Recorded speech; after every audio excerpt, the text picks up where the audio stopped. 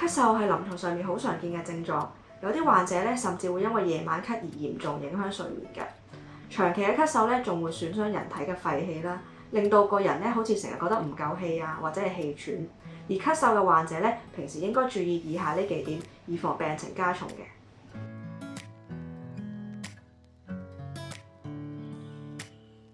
首先第一點咧，就係忌食一啲補品或者係助濕生痰嘅食物。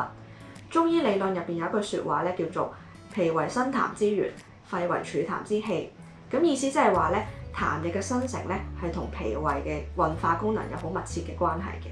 而一啲甜品啦、油膩嘅食物或者係補品，例如係花膠啊、阿膠呢一啲嘅食物咧，容易咧阻礙脾胃佢嘅運化，導致水濕停聚而成為痰液嘅。而寒涼生冷嘅食物咧，亦會直接導致肺寒，導致係夜晚嘅咳嗽加劇嘅。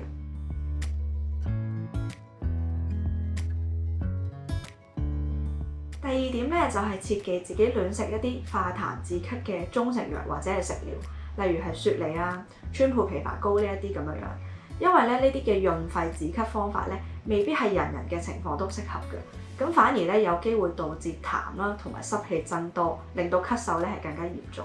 另外，由於唔少中成藥嘅配方咧，其實都係針對熱性嘅咳嗽啦，咁但係如果你嘅情況係咳痰比較白啊、透明啊、好稀嘅，或者係夜晚咳嗽情況會比較多嘅話咧，通常都係屬於寒性嘅咳嗽。咁呢啲情況之下咧，亂咁食一啲清熱啊、化痰嘅食療啊，或者係中成藥咧，反而有機會令到喉嚨更加痕，咳嗽係更加嚴重嘅。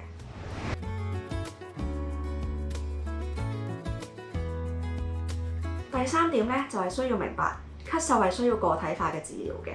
咳嗽可以分為寒熱、燥濕、虛實等等唔同嘅情況。根據病情嘅長短咧，又可以分為急性、亞急性、慢性嘅咳嗽。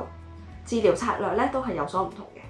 就算係傷風感冒所導致嘅咳嗽咧，如果處理得唔恰當，都有可能演變成為慢性嘅咳嗽嘅。咁所以咳嗽咧應該及早治療，以防病情拖延，傷害人體嘅正氣。如果大家都受住咳嗽嘅問題所困擾，記得盡早諮詢中醫師嘅意見，進行診斷，先可以對症下藥嘅。